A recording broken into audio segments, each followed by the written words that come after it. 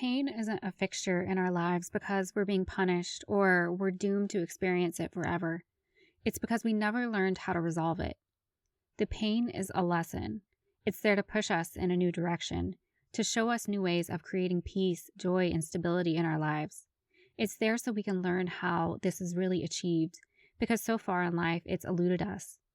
The pain becomes a lesson in release versus control. In childhood, we managed our negative emotions the only way we knew how, by trying to control them.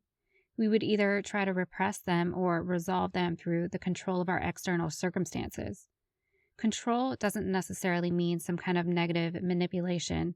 It can also be trying to please, show love, or make others happy to stabilize ourselves and our environment. We learn to focus on doing whatever we can to gain control of our external reality rather than looking within. We only learn ways to achieve a false, temporary sense of security because in childhood, we're not capable of understanding how to truly process our emotions. We all have a need to feel stable and in control. So when we feel out of control, it triggers this desperate need within us to gain control. We just aren't aware of where that control needs to be placed to actually create stability. We hope that by creating external stability and controlling our external reality, that we will be able to stabilize what we're feeling internally. But it's backwards, because it's internal stability that ripples outward to create external stability. It creates a solid foundation for our actions and choices. We keep ourselves in cycles of pain because we haven't laid the proper foundation. The pain is meant to help us have the recognition that the way we've been doing things isn't working. It's creating hardship and chaos rather than peace. It's like having a security blanket that provides the illusion of security because it's providing us with a sense of temporary comfort from feeling out of control, but then in the long run, we end up losing control. In order to gain control of our external reality, we have to gain control of our emotions by understanding them. When we try to control from a place of fear, we end up losing control because we're acting out of alignment with our true nature.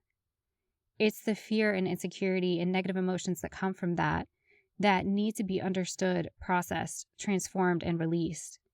We can become so afraid of what's to come in the future, but a lot of times it's not the end result of a situation that takes us down. It's the anticipation of the result. We project past circumstances onto it, which causes us to become fearful of the outcome, which then makes us feel the need to control.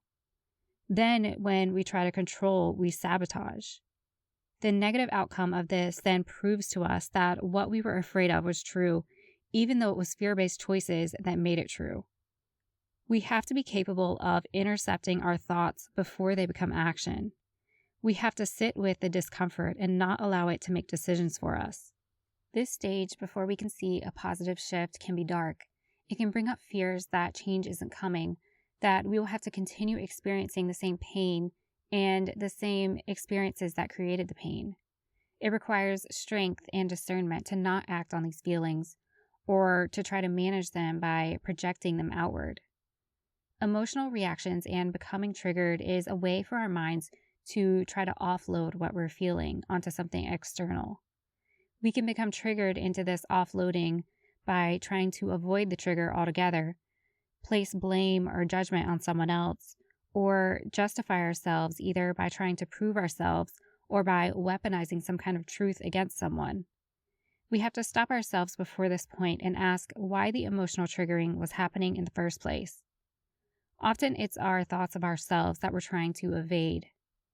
When we try to control how someone else receives their karma or judgment, it's because we're trying to distract from the harsh judgments we're placing on ourselves.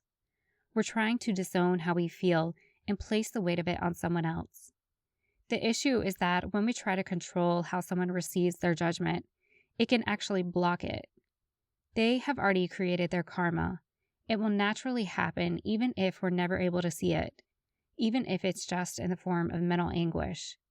But it requires us to maintain a higher state of consciousness because often judgment comes in the form of contrast, where they are forced to see you in a positive state.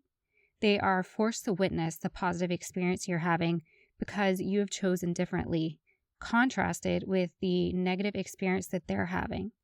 But if you contend with them in this space of control to make sure they receive their judgment, then you allow yourself to remain in a negative state.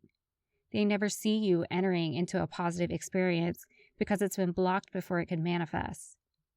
When we make choices from the same place as them, there is no contrast emotionally or physically. They are trying to offload how they feel just the same as you, and you are basically accepting this. You're allowing their projections to impact you emotionally.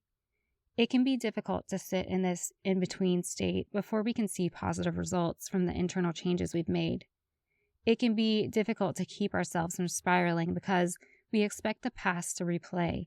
We expect a negative outcome, but we have to discern which thoughts are productive and which aren't, which are leading to some kind of inner resolution, healing, and positive movement forward, and which aren't. Overthinking is a way of trying to control what can't be controlled. Therefore, we have to make the conscious decision to redirect our thoughts towards something productive, towards an area where we can create even a small change, whether internally or externally. The past can serve as information, or it can serve as a predictor of our future. It's our choice. If we can detach from our emotions in order to allow them to serve as information, we can break through this barrier where the pain no longer controls us.